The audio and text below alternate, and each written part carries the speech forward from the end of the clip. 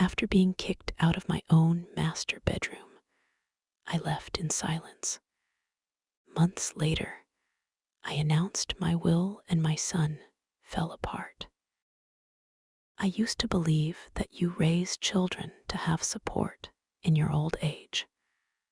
Reality, however, hit me like a ton of bricks.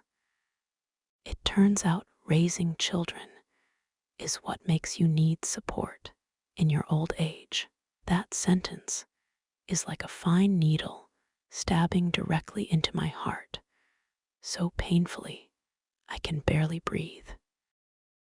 My daughter-in-law, Ashley, didn't even make a phone call, not a single heads up. She just moved her parents, who live hundreds of miles away, into our home and settled them directly into what had always been my master bedroom. She was all smiles, her tone as light as if she were announcing a holiday. "Mom, you can stay with us in the guest room. My parents are getting older and have trouble getting around. The master bedroom has the balcony. It's brighter and it's easier for them to get some sun." I just stood in the middle of the living room, feeling like a stranger who had wandered into the wrong house. The sunlight streamed through the patio doors. It should have been warm, but it couldn't touch the cold, lonely feeling inside me. I looked over, and the door to my bedroom was open, piled high with suitcases I didn't recognize and brightly colored bedding. I turned and looked at the small guest room. All my belongings, the things I'd collected over a lifetime, were piled in the corner like junk. Even the old recliner that belonged to my late husband was shoved sideways, crammed against the wall. My heart sank piece by piece, as if I were falling into an abyss. It was a cold that went straight to my bones. Forget it, I thought. I'm an old woman. I've lived this long just to become an eyesore to them. I didn't yell. I didn't fight. I knew that arguing with someone like Ashley would only make me look foolish. And as for my spineless son, Daniel, who is completely under her thumb, he wasn't worth wasting my breath on. That afternoon, while the four of them were enjoying a happy family nap, I quietly packed a small suitcase. They probably thought I was just throwing a tantrum, maybe driving to my sister Susan's house for a few days, and that when I had nowhere else to go, I'd come crawling back, ready to be their free nanny and ATM again. How naive. My name is Margaret Collins. Before I retired, I was an English teacher. I spent my life teaching, explaining countless lessons, and holding firm to my principles. They had completely misjudged me.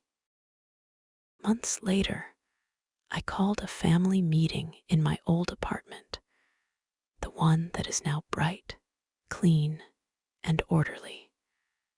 With them sitting right in front of me, I pulled out the will, already stamped and notarized, and calmly announced my plan for my estate.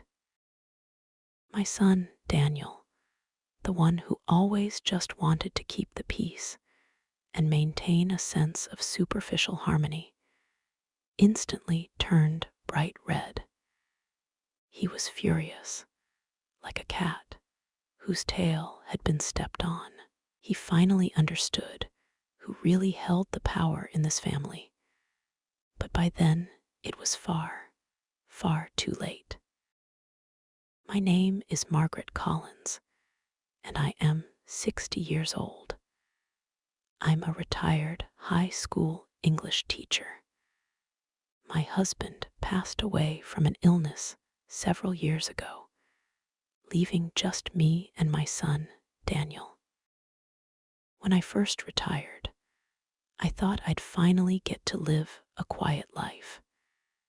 But after Daniel got married and had his own son, I still couldn't completely let go. At his and Ashley's request, I moved in with them. I'd help watch my grandson, Ethan, during the day, and I'd cook and clean in the evenings. Life seemed stable. On the surface, we were the picture of a happy, multi-generational family, but under that calm surface, the current was strong. My daughter-in-law, Ashley, is young, pretty, and knows how to turn on the charm. She seems sweet, but she is sharp and calculating. Her spending was out of control. New designer handbags, constant spa days, and nail appointments, while the bulk of the household expenses fell on me and Daniel. She was polite to my face, but the flashes of contempt and impatience in her eyes stung me like a needle. For example, she'd smile at dinner and say, "Mom, this is a little heavy. We're trying to eat clean now, low carb." But then she'd secretly order Ethan a large pepperoni pizza. Or she'd pick up the reading glasses I left on the coffee table. This house only has 3 bedrooms. With the 3 of us and Ethan, it was already a full house. If 2 more people came, where would they even sleep? And our lifestyles are so different. With so many people under one roof, it would be a recipe for conflict. I tried to gently and politely express my concerns. "Ashley, it's wonderful that you want to take care of your parents, but you must be realistic. We just don't have space.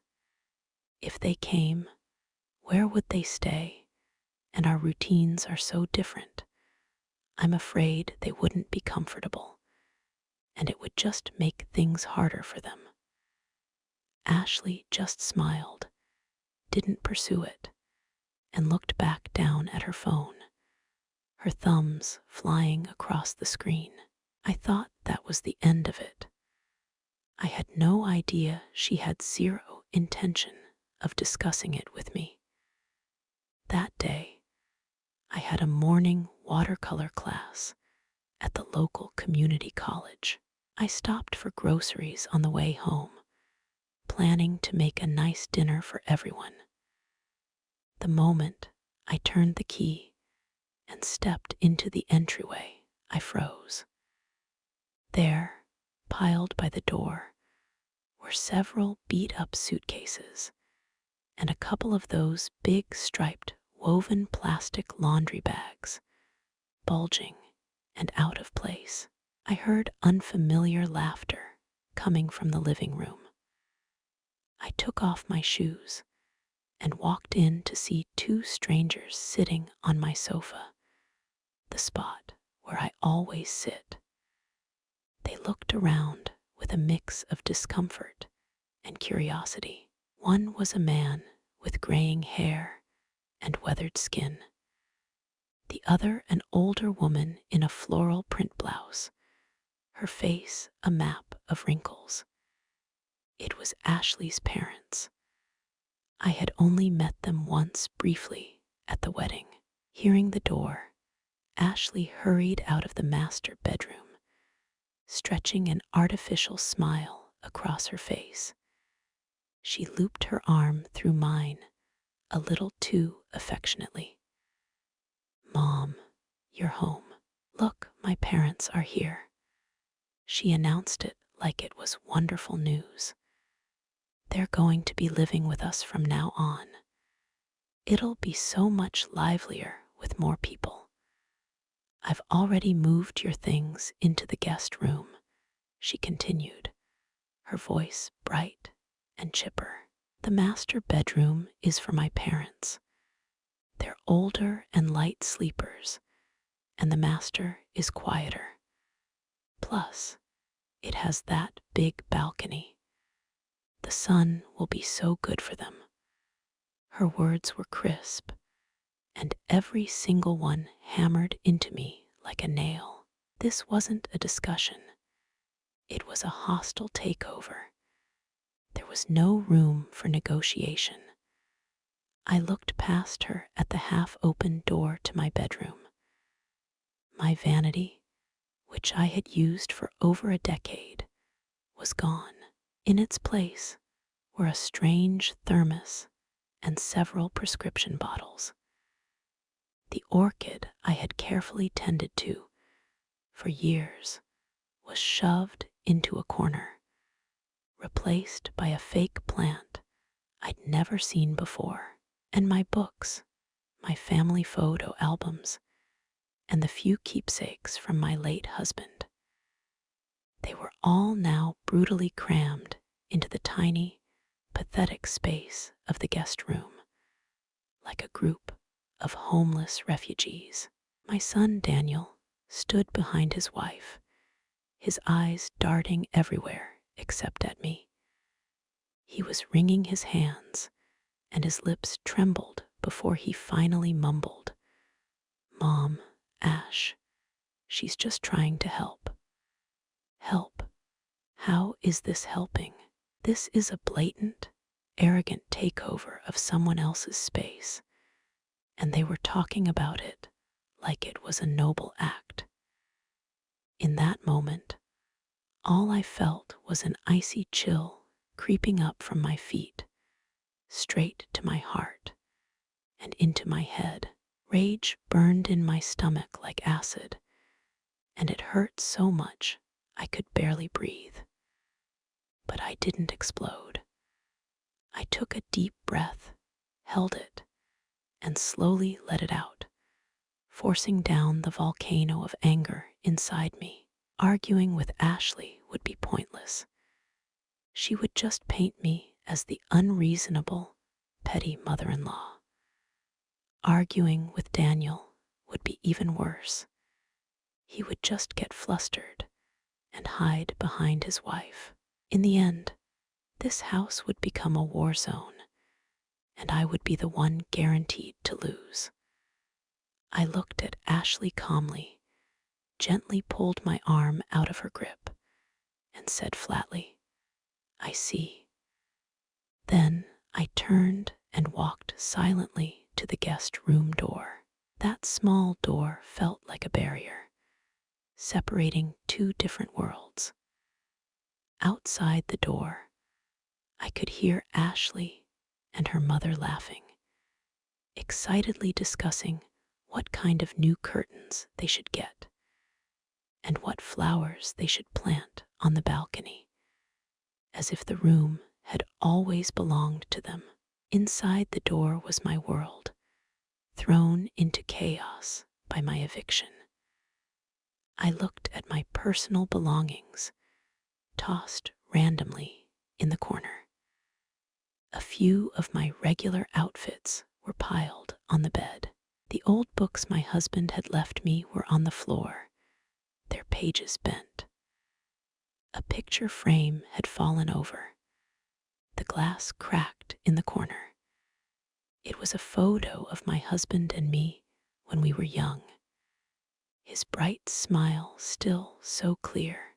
My heart felt like it was being sliced by that broken glass, a silent, twisting pain. Daniel came to the doorway, wringing his hands, his eyes full of helpless apology. "Mom, don't be mad, Ashley. He tried to explain, his voice weak. I didn't turn around. I just cut him off, my voice cold. "You don't need to say anything. I understand." And I did, How could I not? I understood Ashley's selfishness and her schemes. She had no respect for me as her mother-in-law, and even less respect for the fact that I was the actual owner of this house. I also saw my son's cowardice and weakness. In front of his overbearing wife, he didn't even have the courage to say a single word. There is nothing more painful than a heart that is given up. And once it's gone, even arguing feels pointless. I realized that the greatest distance in the world isn't between life and death. It's standing in front of your child, and he thinks it's perfectly natural to give your room to his mother-in-law. That afternoon, while Ashley was excitedly showing her parents around the neighborhood, Daniel made an excuse to slip out. He probably went to a sports bar to watch the game, anything to escape the reality of what he'd allowed to happen. I closed the guest room door and quietly began to pack. I didn't take much, just the most important things: my driver's license, passport, bank cards, a few pieces of jewelry, and that picture frame with the cracked glass, which I wrapped carefully in a shirt. The clothes, the bedding, the everyday items. I left almost all of it. They could have it. It would save me the trouble of dealing with it. I picked up my phone and dialed my sister, Susan. Susan, I need a favor. Do you still have the number for that cleaning service you used? I need to hire a reliable crew to do a deep clean of my old apartment tomorrow. I'm planning on moving back in. I tried my best to keep my voice steady. There was a pause on the other end. Then, worried, she asked, "Margaret, what happened? Did you and Ashley get into a fight?" "It's nothing major. I need some quiet. I didn't want to get into it. You don't air your family's dirty laundry. Besides, telling her would only make her worry." After I hung up, I called the cleaning service and arranged the time. With everything settled, I grabbed my small carry-on suitcase, ready to leave the house that was suffocating me. As I walked into the living room, Ashley and her parents were just returning, their hands full of bags from the grocery store, laughing and chatting. When she saw me with the suitcase, Ashley froze. Then a fake smile quickly spread across her face. "Mom, where are you going? Why are you all packed? We're family. We don't let things fester. Don't be upset over such a small thing." She put her hand on my arm about the master bedroom. "If you're really uncomfortable, we can definitely sit down and talk about it," she said. Talk about it. But her eyes were full of calculation. She had no intention of giving me the room back. She thought I was just throwing a tantrum, planning to stay with my sister for a few days until I cooled off or they offered some half-hearted apology, and then I'd come back. Talk about it, I thought. After you've already thrown all my things out, then we'll talk. I couldn't even be bothered to look at her. I turned my back and walked to the door to put on my shoes. "Mom, are you really leaving?" Daniel, who must have just gotten home, saw what I was doing, and panic flashed across his face. He reached out to stop me. Ashley, moving quickly, grabbed his arm and shot him a look. It was a look of cold, confident dismissal, as if to say, "Let her go. Where is an old woman going to go? She has no money, no support. She'll be back, ready to do what we say soon enough." I laughed to myself. The nerve of these people. You give them an inch, and they take miles until they've backed you into a corner. There's no point in reasoning with them. Better to just play your hand and let them face reality. Ignoring their drama, I opened the front door. I looked at Daniel and said, my voice like steel, "I'm going back to my own home. You're on your own." Without a backward glance, I walked to the elevator. The doors slowly closed, shutting out Ashley's fake smile and Daniel's panicked, helpless face. The cab I'd called was already waiting downstairs. As I got in and watched the familiar streets blur past the window, I didn't shed a single tear. Instead, I felt an incredible sense of relief and liberation.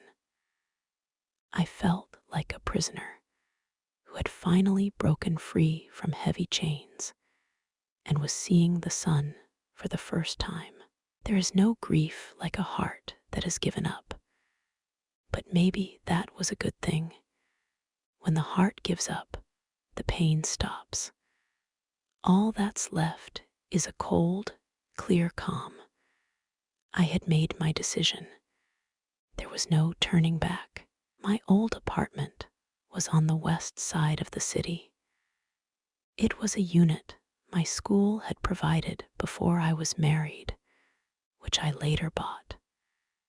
It wasn't huge, just 2 bedrooms, but it was in a great location, and the neighborhood was quiet.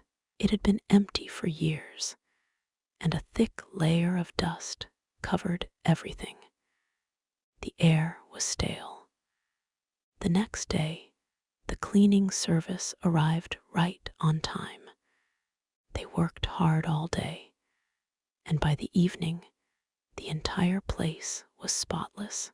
I opened every window, letting the fresh air and bright sunlight flow in, chasing out the dust and the gloom. Looking at my familiar old furniture, outdated, yes, but filled with memories of my husband and me picking out each piece, I felt a long-lost sense of peace and security. This was where I truly belonged. No fake smiles, no manipulative games, and no suffocating pressure. I rearranged the furniture, placed my husband's photo on the nightstand where I could see it, and put the orchid that had been neglected on a sunny windowsill. Life finally felt like it was back on track. I started planning my real retirement. I signed up for that watercolor class I'd always wanted to take at the community college. Every day, I painted, calming my mind. I met up with a few other retired teachers. We'd walk in the park or meet at a cafe, just talking and laughing. Life became easy, relaxed, and comfortable. At night, I'd make a cup of tea and watch some television or read a few pages of a book. When I felt tired, I'd go to bed and sleep straight through until morning. My whole body felt lighter. The insomnia and chest tightness that used to bother me all the time had simply disappeared, all without any medication. For the first few days, Daniel would call, his voice hesitant. "Mom, are you doing okay over there? When are you thinking of coming back?" I always gave him the same calm answer. "I'm very comfortable in my own home. You don't need to worry about me.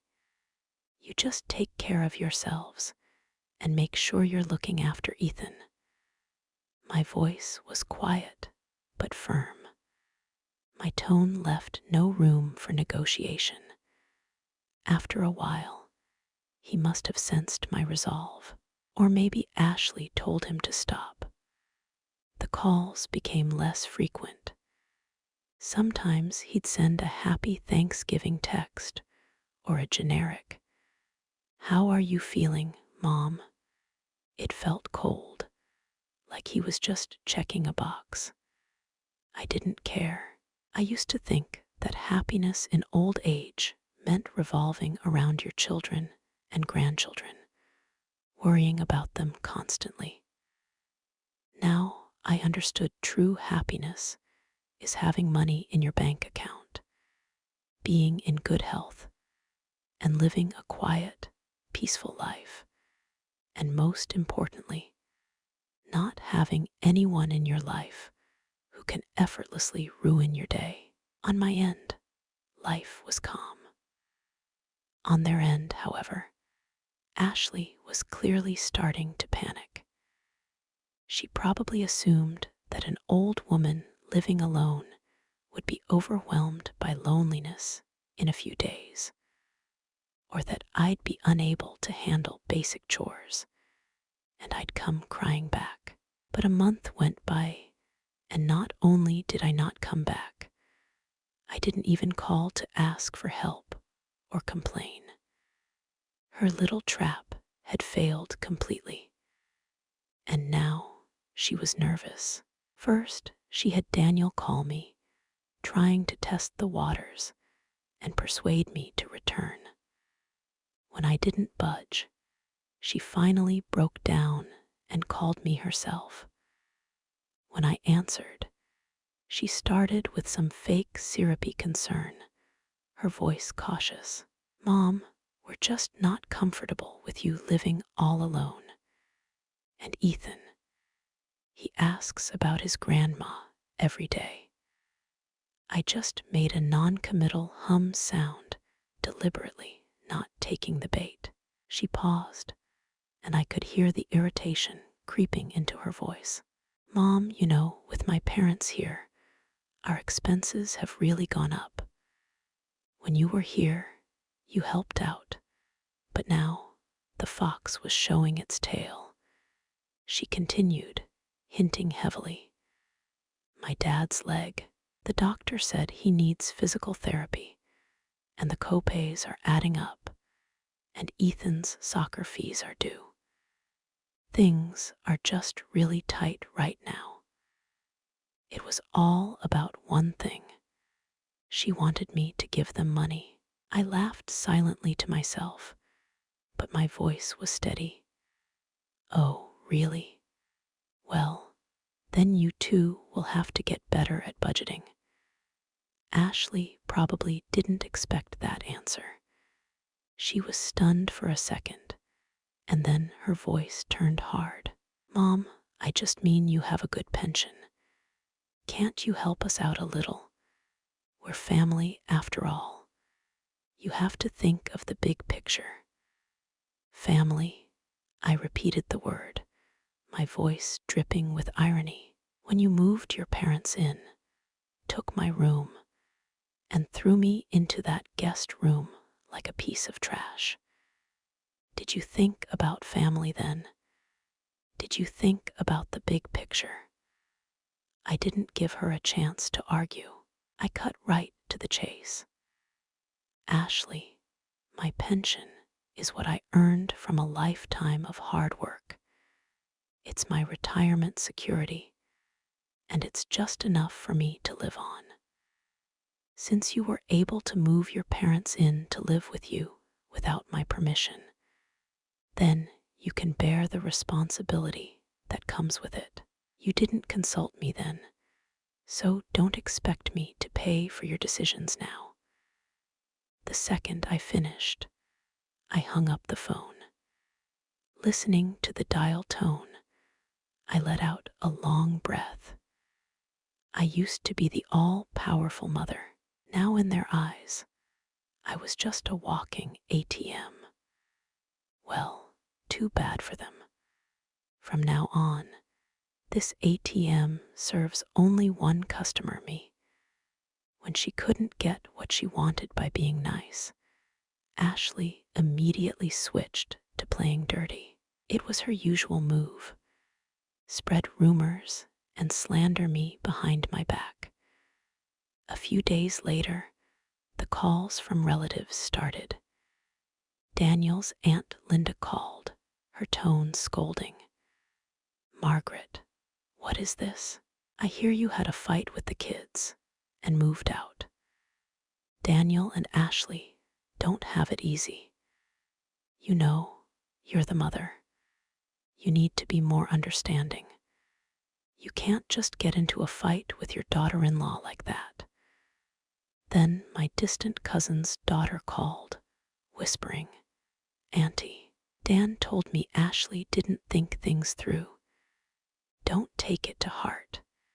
Your family, you can talk this out. We're all worried about you living alone." Behind all their words was the same message. I, the mother-in-law, was the one to blame. I was intolerant, cold-hearted, and petty. I had blown up at the kids over one small thing and abandoned my son. Listening to these twisted versions of the truth, all fed to them by Ashley, I was furious. But I held back. I didn't waste my time arguing with people who either didn't know the truth or were pretending not to. To the relatives who seemed genuinely concerned, I just said, "Thank you for thinking of me. I'm doing just fine. I just wanted some peace and quiet." But to the ones who were clearly calling to scold me on Ashley's behalf, I didn't hold back. "Oh, she doesn't have it easy. Who was there when I didn't have it easy? She wants her parents to live in my house. Fine. But why does she expect to use my money to pay for it? Is her money not hard-earned? If she's such a good daughter, why don't you pay for her parents?" After a few sharp comebacks like that, the calls tapered off. I knew Ashley's plan had failed again. But this whole thing taught me a valuable lesson. Gossip is dangerous.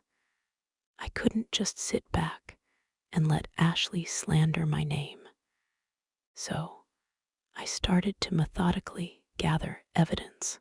I scrolled back through old text messages, finding all the times Ashley had hinted I should pay for things for her, or complained that I wasn't generous enough. I also called an old neighbor I was still friendly with and quietly asked how things were going at the house since I left. As I expected, I got an earful about how Ashley was complaining about me and even bragging about how she'd get the house one day. My neighbor even sent me a short voice memo she'd taken of Ashley complaining loudly to someone in the driveway. I also called an old friend who's a retired lawyer. I asked him for advice on estate law, property rights, and defamation. I wasn't planning to sue. I just wanted to know my rights. I needed to have my ducks in a row. I had to have the power to protect myself and fight back against their lies.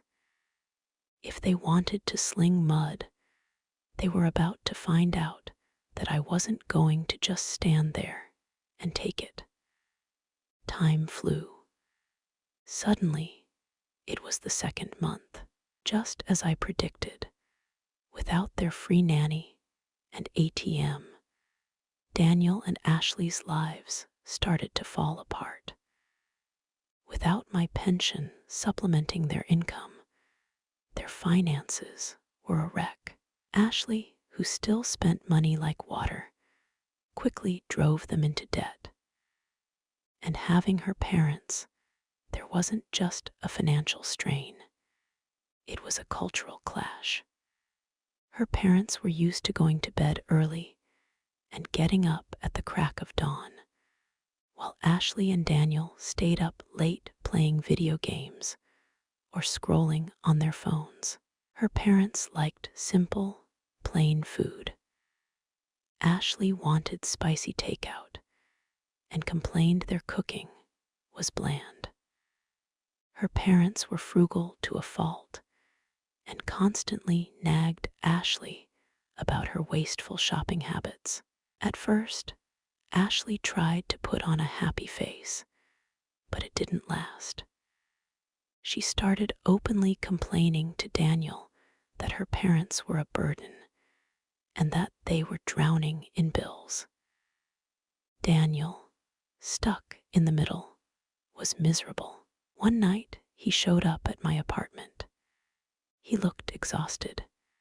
His eyes were sunken. He hadn't shaved in days, and his t-shirt was wrinkled. The moment he walked in, his eyes filled with tears, and he choked out, "Mom, I can't do this anymore." He rambled, complaining about how unreasonable Ashley was, how difficult her parents were, how stressful life was. He finally broke down, sobbing and begging, "Mom, please just come back, or at least just lend me some money. We can't keep going. The whole thing, the whole family is going to fall apart." Looking at my son so haggard and broken, I have to admit I felt a twinge of pity. He is my son, my own flesh and blood, the child I poured my entire life into. But right after the pity came the disappointment and that helpless frustration of "I told you so." I handed him a glass of water and watched him gulp it down. Then I spoke, my voice quiet but firm. "Daniel, this is the path you chose. When Ashley insisted on moving her parents in and kicking me out, if you had shown even half of the courage you're showing me right now, if you had stood up for me and said no, we would not be here. But you chose to be silent. You chose to run away. You chose to let your mother take the fall. You should have known this was how it would end. You are an adult, and you have to take responsibility for your choices. Every problem you are facing right now is the direct result of the seeds you planted." I paused, looking at his pale, shocked face. "As for money, I will not lend you any, and you can go back and tell your wife that she will not see one single penny of my money ever." Daniel's lips trembled. He looked like he wanted to say something, but in the end, he just lowered his head, completely defeated. I knew my words were harsh, but it was medicine he had to take. A soft heart is a liability, especially with people who are used to walking all over you. The softer you are, the more they take. I could not let him hold on to any false hope. After he left, I closed the door and leaned against it, letting out a long, heavy sigh. I felt a strange mix of sadness and a new sharp sense of resolve. I picked up my phone and dialed my lawyer friend again. "Hello, Robert. It's Margaret Collins. I've been thinking about what we discussed, and I'd like to move forward. I need to draw up a new will." He was quiet for a second, then asked gently, "Margaret, are you sure? You don't want to reconsider? He's your only son." I'm sure, I said without a trace of hesitation. Some people just aren't worth the emotional energy anymore. Robert didn't try to change my mind. He just professionally explained the process, what I needed to do, and the documents I'd need to bring. After hanging up, I sat on my sofa and thought. My main assets were the two properties, the house they were living in, which was worth maybe million, and my current apartment, which was smaller, but still worth over million. On top of that, I had several hundred in savings and some investments. It was everything my husband and I had worked and saved for our entire lives. I used to believe without question that all of it would go to Daniel. He's our only child. Who else would it go to? But now my mind was changed. Daniel's weakness and Ashley's greedy, selfish nature had frozen my heart. If I left them that money, I could already see them burning through it, fighting with each other over every last cent. And me, I'd probably be left without a penny to my name. Absolutely not. My money would not be squandered by those ungrateful, grasping people. I took out a pen and paper and started to plan. Ethan, my grandson, he was innocent in all this, and I had practically raised him. I loved him dearly. I couldn't cut him out completely, but I also couldn't let that money fall into Ashley's hands. After thinking it through, I decided I would set aside a percentage of my total estate in a dedicated educational trust fund. I would designate a trustworthy executor, like my sister Susan, or a professional firm. That money could only be used for Ethan's future education.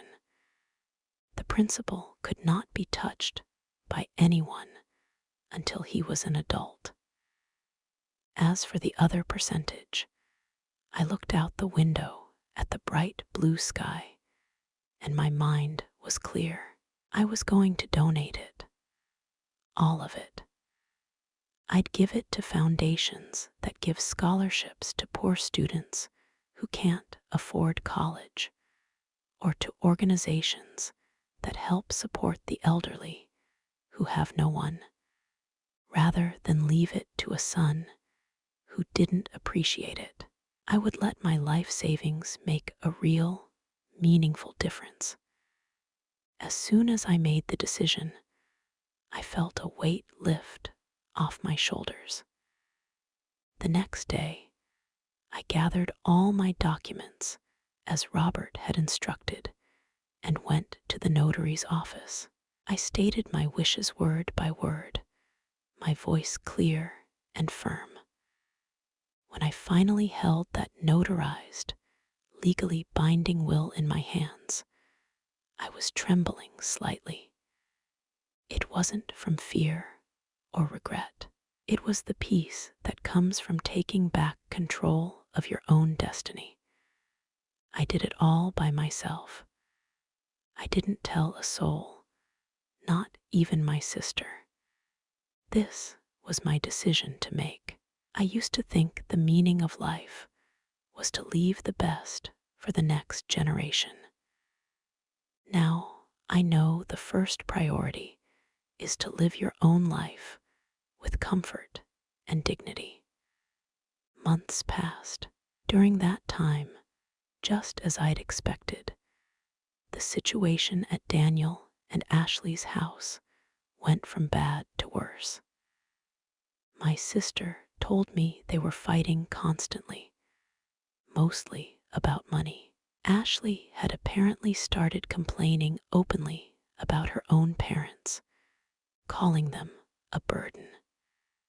Her parents, who were no saints themselves, fought back, accusing Daniel of being a spineless loser who couldn't provide for his wife.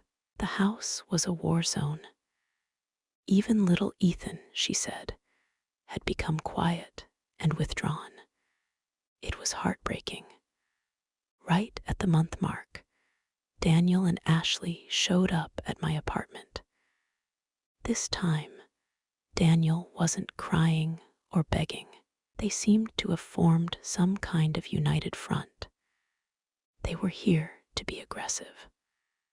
When I opened the door, Ashley had that familiar, sickeningly confident smile on her face, though I could see a flicker of anxiety in her eyes. Daniel stood behind her, his shoulders back, trying to look strong, though he still couldn't quite meet my gaze. "Mom," Ashley started, skipping the pleasantries.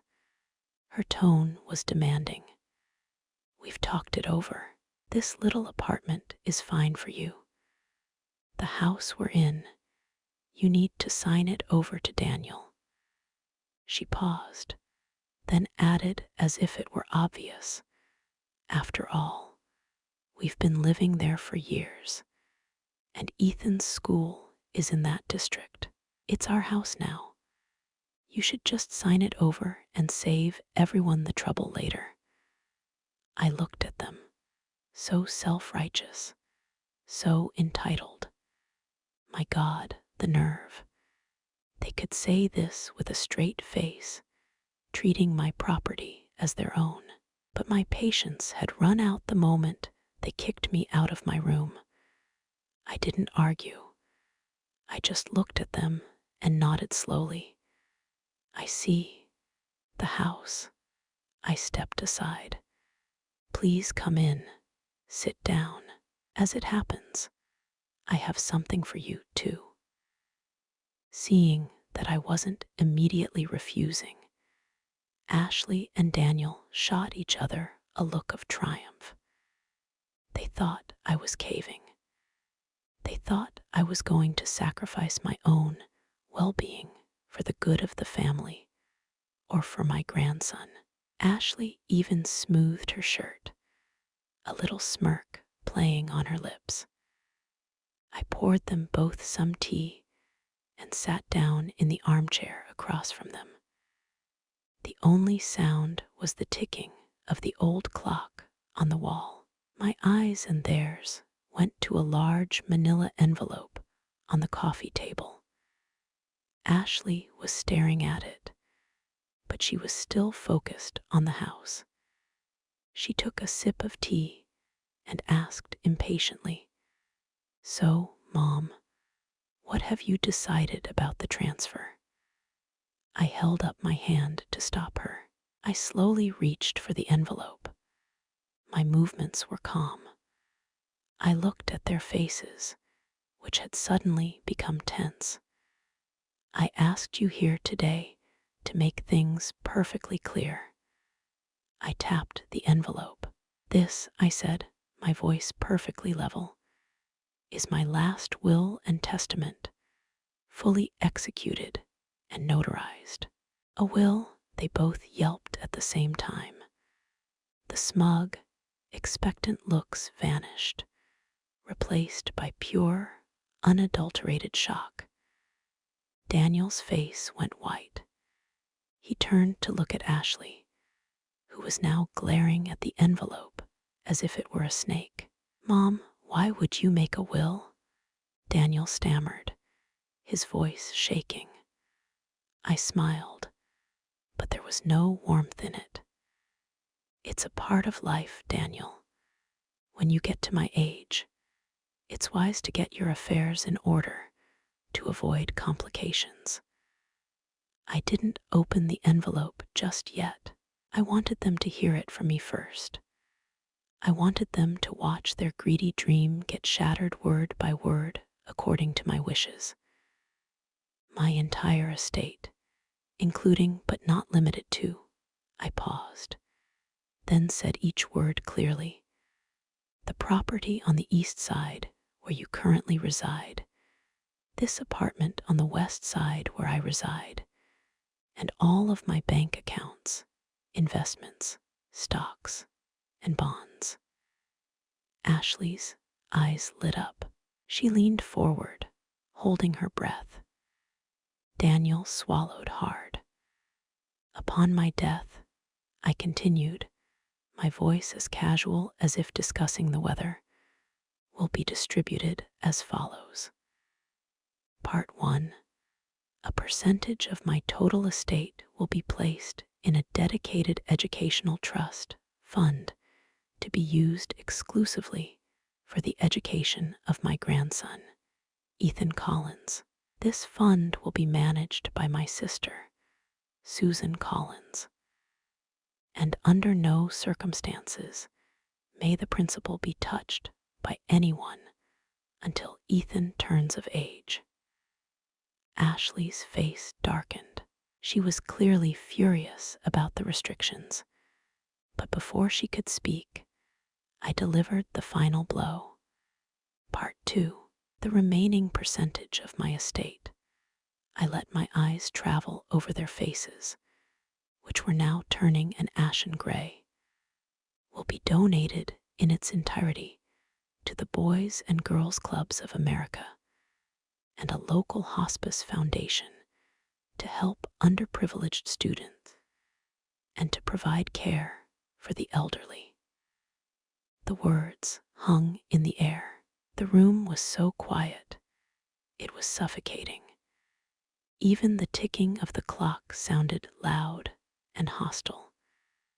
Daniel's face went from white to gray to a splotchy red.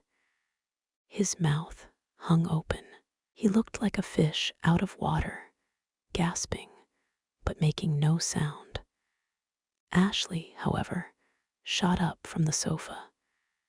She pointed a shaking finger at me, her voice a high-pitched shriek of outrage. What? You're donating it? Are you insane? You're giving all our money to strangers. What about us? What about Daniel? He's your son, your only son. Her voice was like a knife. I just stared at her, my face calm. Mom, Daniel, jolted by her screaming, finally found his voice. He stood up, trembling with rage. His eyes were bloodshot. How could you? How could you do this to me? I'm your son. How can you give our house, all our money, to strangers? How are we supposed to live? He was so angry. The veins in his neck were bulging. And there it was. The mask was off. The people who had talked about love and family were now showing their true colors. The second they found out my money wasn't going to them, the pretense of love vanished, revealing the raw, ugly greed underneath. Facing their hysteria, I felt strangely calm. This must be what it feels like to be truly done.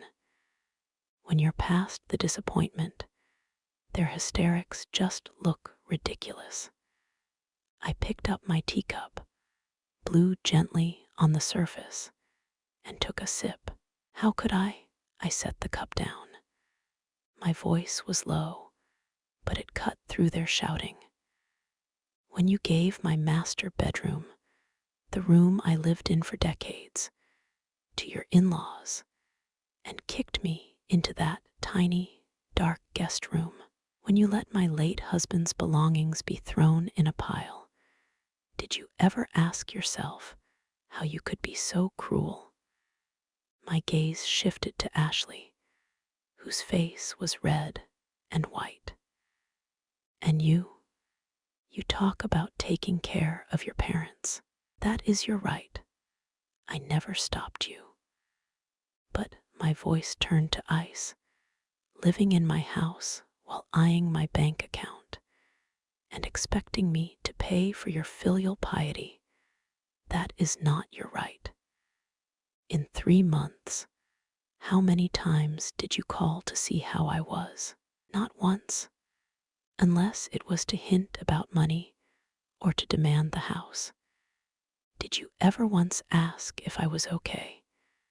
Before they could answer, I picked up my phone and hit play. It was the voice memo from my neighbor. Ashley's sharp, complaining voice filled the silent room. I'm so sick of it. That old woman is so stubborn. She's got her pension. Why is she hoarding it? It's not like she can take it with her.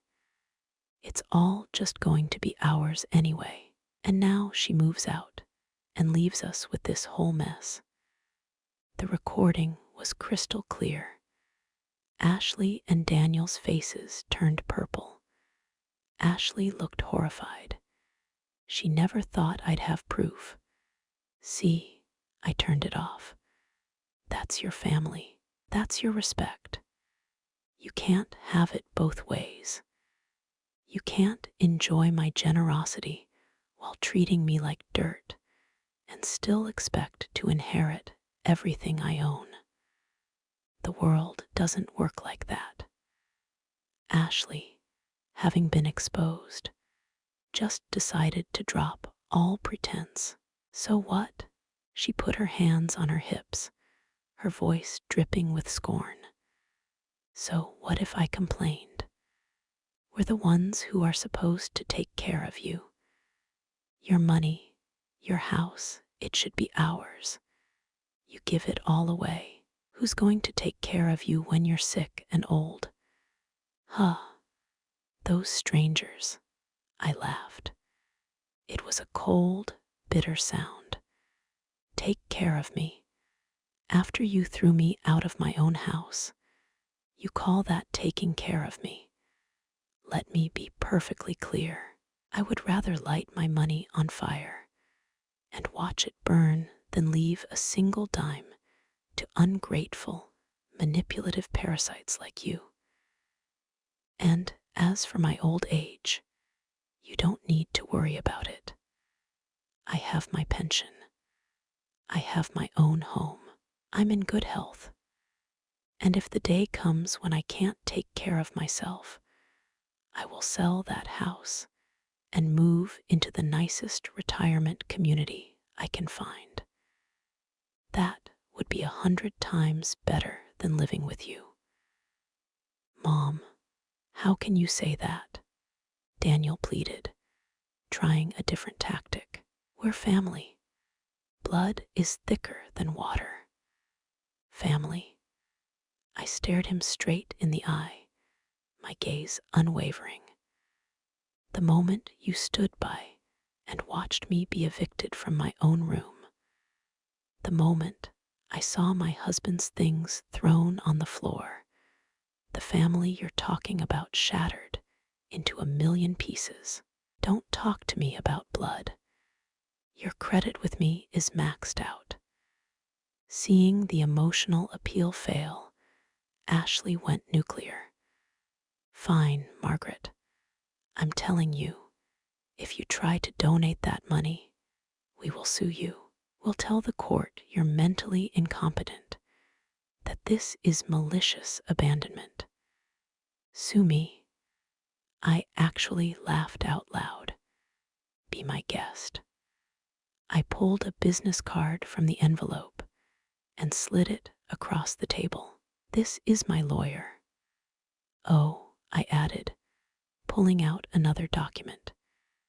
And this is a full physical and psychiatric evaluation I had done last week. It certifies that I am in perfect health and of sound mind. My will is notarized and legally ironclad. My eyes narrowed. As for abandonment, let's think about that. Who exactly abandoned whom? Who kicked whom out of their home? I have texts. I have recordings. I'm more than happy to discuss it in court. Then I delivered the final blow. And one more thing. The deed to that house you're living in, it is 100% legally in my name. I have the right to take it back at any time. I was going to let it go for Daniel's sake, but since you want to play dirty, fine. I'm giving you 1 month. Pack your bags, take your parents, and get out of my house. If you are not gone in days, my lawyer will file for a formal eviction. The 1-2 punch, no inheritance, and now eviction, hit them like a freight train. Daniel completely fell apart. He finally understood I wasn't bluffing. He actually fell to his knees. He crawled forward and grabbed my legs, sobbing hysterically. Mom, Mom, I was wrong. I'm so sorry. I was stupid. I listened to Ashley. Please, Mom, don't kick us out. Don't give the money away. I'll do anything. I'll divorce her. I'll divorce Ashley. Mom, I'll do anything. Just don't. Please don't disown me. His tears soaked my pants. It was a pathetic, heartbreaking sight.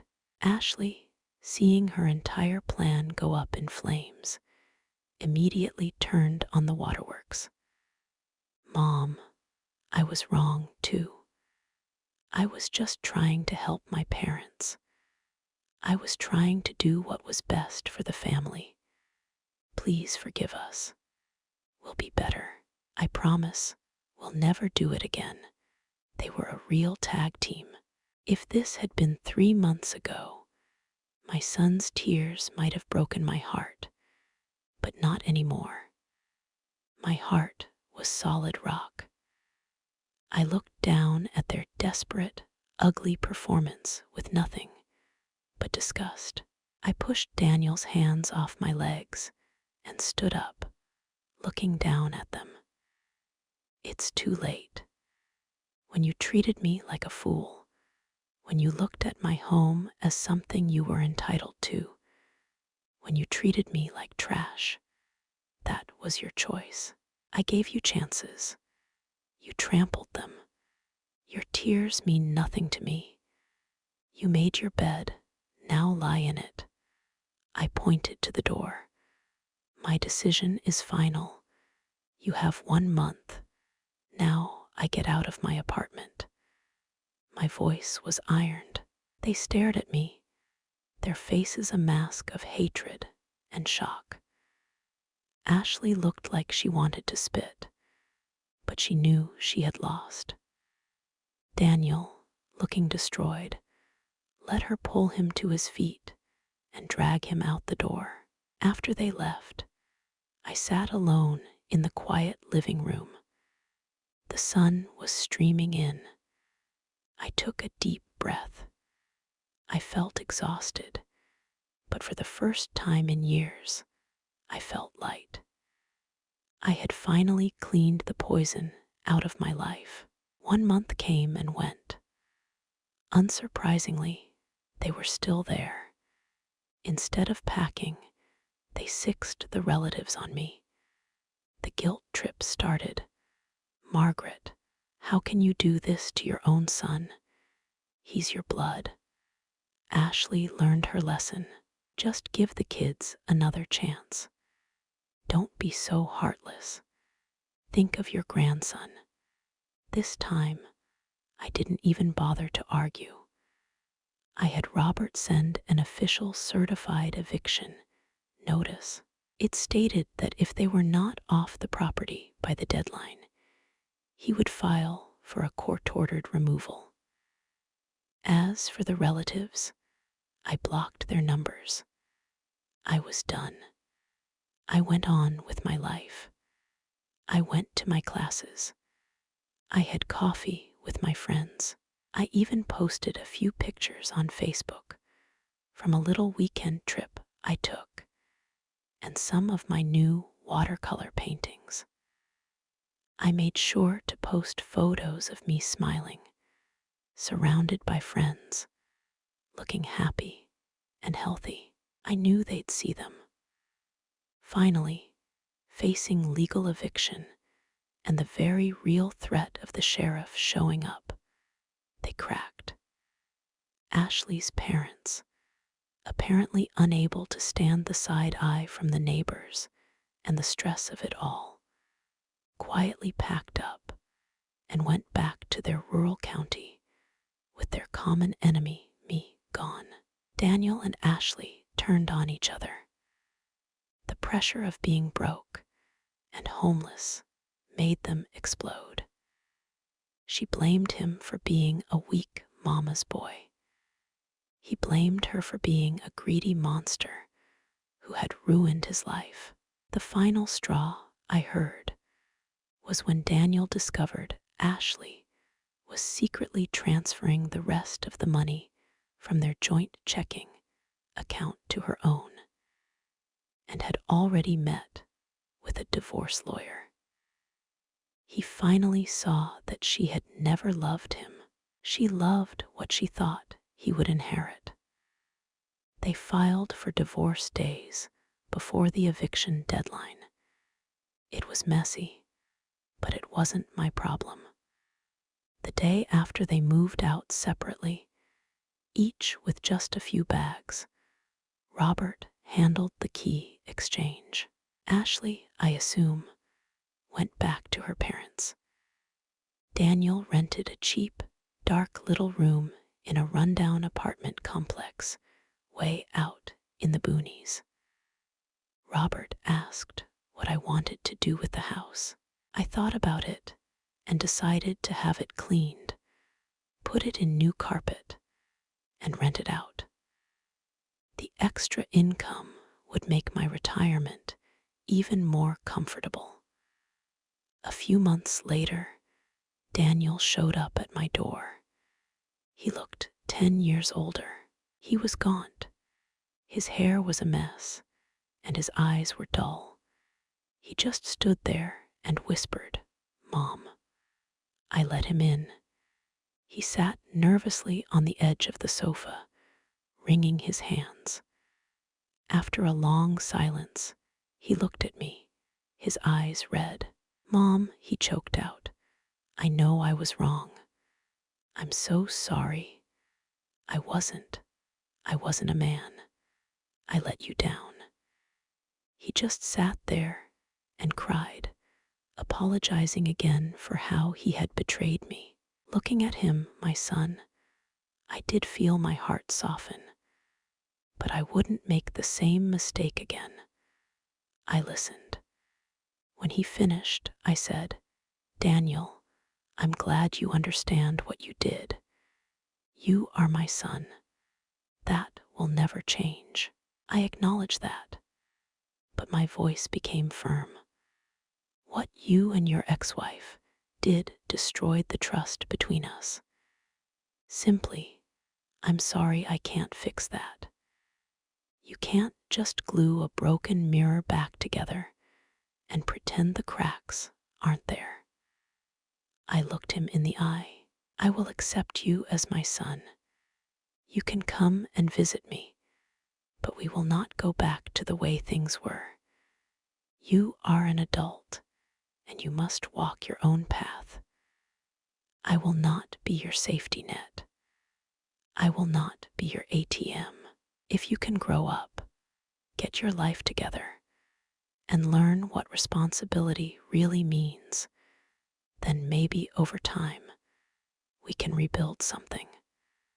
But for now, this is how it has to be. I didn't give him any money. He had to learn to stand on his own. My life, on the other hand, is wonderful. I'm busy. I'm taking a history class now. My friends and I have potlucks. We go line dancing in the park, and we're planning a trip to Florida next spring. I am healthy. My finances are secure, and my mind is at peace. And that, well, I haven't changed a thing. I get regular updates from the foundations. When I see the pictures of the students who got scholarships or read about the new comforts provided at the hospice, I feel a sense of purpose that is worth more than any inheritance. Sometimes I share my story with my friends, not to brag, but to warn them. In your later years, you must protect yourself, protect your assets, and protect your boundaries. You cannot set yourself on fire to keep your children warm. Their happiness is their own responsibility. Our first job is to live our own lives with dignity. The greatest wisdom of old age isn't how much you leave behind for your children. It's how much dignity and how much